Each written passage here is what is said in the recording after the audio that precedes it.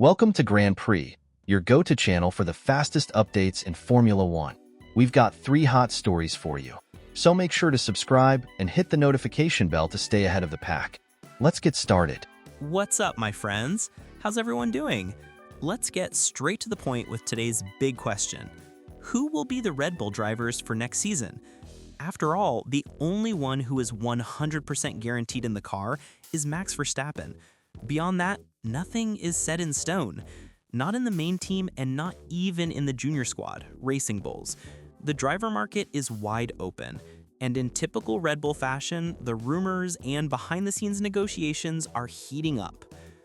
Over the last few weeks, multiple names have been mentioned as possibilities, and according to fresh reports from the European press, Helmut Marko has surprisingly revisited an old option: Alexander Albon. Yes, the Thai British driver who many thought had closed his Red Bull chapter is back on the radar. To give some context, Albon's history with the team has been turbulent.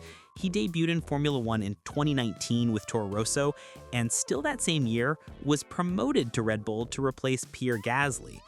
But despite some solid performances, by 2020, his results weren't consistent enough, and he was dropped at the end of the season. Many thought that was the end of his story with the energy drink team. However, Albon reinvented himself at Williams, becoming the cornerstone of their rebuild. His maturity, speed, and leadership have been praised, and Williams sees him as a central figure to take the team into the 2026 regulations with momentum. That's exactly what caught Red Bull's attention. Behind the scenes, it's being reported that Marko has restarted conversations with Albon, and here's where things get political. The majority shareholder of Red Bull is Thai billionaire Chalerm Yovidya, and he has long wanted Albon to represent the brand at the highest level. His influence could open doors that might otherwise remain shut. There's also been constant talk about Red Bull pushing for a future Thai Grand Prix, and having Albon in the lineup would align perfectly with that strategy. But here's the complication. Red Bull has 4 seats to fill for 2026. Verstappen is locked in, and young talent Isaac Hajar is also confirmed. That leaves 2 spots, and the competition is fierce. Yuki Tsunoda, Liam Lawson, and Arvid Lindblad are all in contention, and now Albon's name joins the mix. That's 4 strong candidates for just 2 openings. The big question is whether Albon would even want to return.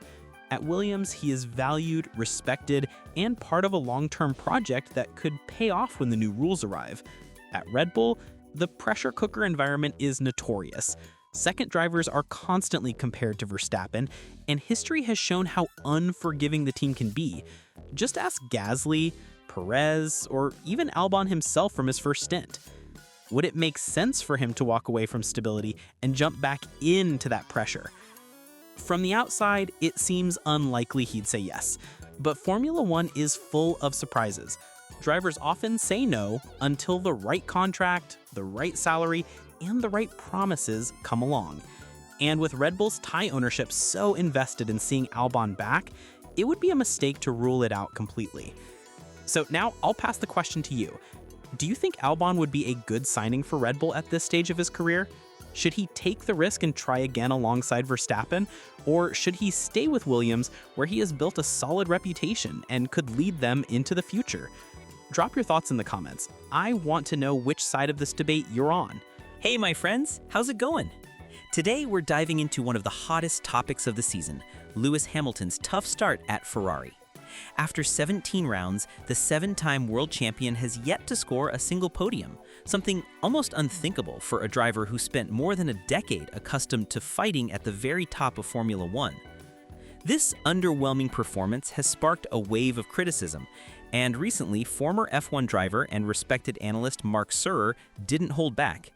In an interview, Surer described Hamilton as acting like a spoiled child, pointing out that throughout most of his career, Lewis always had the fastest or one of the fastest cars on the grid, first with McLaren, and then, of course, during Mercedes' dominant years. According to Surer, when Hamilton no longer has the best car at his disposal, his weaknesses become far more apparent.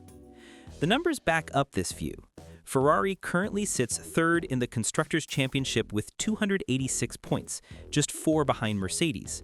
Among drivers, Hamilton is only 6th overall with 121 points, while his teammate Charles Leclerc has collected 165. That gap highlights how much Hamilton has struggled to consistently beat Leclerc in his very first season with the Scuderia. Sir went even further, comparing Hamilton directly with Fernando Alonso. He argued that Alonso has always been able to adapt to difficult situations, extracting every bit of performance out of any car, no matter how uncompetitive it was. Hamilton, on the other hand, has looked far less effective when not fighting at the front, despite his experience and past success. It's not the first time Hamilton has been questioned in this way. In recent years, we've already seen George Russell outshine him at Mercedes in certain moments. Now at Ferrari, the challenge is even tougher. Leclerc is not only quick and talented, but also deeply integrated with the team, giving him a natural edge over Hamilton as he learns his way inside the Italian squad. Still, many argue that Hamilton is not the only one at fault. The reality is that Ferrari itself continues to struggle. From questionable strategies to slow pit stops and cars that start strong but fade as races go on, the team has failed to provide a consistently competitive package. Even for a driver as decorated as Hamilton, shining under these circumstances is a monumental task. Another factor worth mentioning is the process of adaptation. After spending so many years with one team, transitioning to Ferrari is more than just learning how to handle a new car. It involves adjusting to a different culture, a new way of working with engineers, and dealing with the immense pressure that comes with driving for the most famous team in motorsport. The Ferrari badge carries a weight unlike anything else in F1, with constant media attention and fan expectations that can shake even the strongest drivers. The truth is, with a name like Hamilton, the scrutiny is always immense. Every missed podium becomes a headline, every small error is amplified, and every comparison with Leclerc, or with rivals in other teams, fuels the narrative that his glory days are behind him. But if history has shown us anything, it's that Lewis Hamilton thrives on challenges. Whether he can rise to this one remains to be seen, but this might just be one of the biggest tests of his entire career. Hey my friends, how's it going? Big news from the Formula One paddock today. The separation between Red Bull and Christian Horner has barely been confirmed, and already the former team boss is being linked to multiple new destinations in Formula One. And not just as a traditional team principal, rumors suggest Horner may be preparing something even bigger, buying into a team. According to the respected outlet Auto Motor und Sport, Horner has been showing interest in purchasing Haas, which many see as the most vulnerable team on the grid at the moment. Gene Haas has often been described as open to selling, at least in part, if the right offer comes. With Horner's massive severance package from Red Bull, reportedly worth up to $100 million, speculation is growing that he could use that payout as seed capital for such a move. But Haas isn't the only possibility. Reports now connect Horner to Aston Martin, a team that has been aggressively expanding its structure under Lawrence Stroll. In fact, Aston has become one of the fastest growing organizations in Formula One, luring top names like Adrian Newey, Enrico Cardile, Bob Bell, and Andy Cowell to create a world-class technical base ahead of the 2026 regulation changes. With such momentum, adding someone like Horner to the mix naturally sparks conversation. Here's the interesting part. Horner's severance agreement does not include any restrictions preventing him from immediately joining another Formula One team.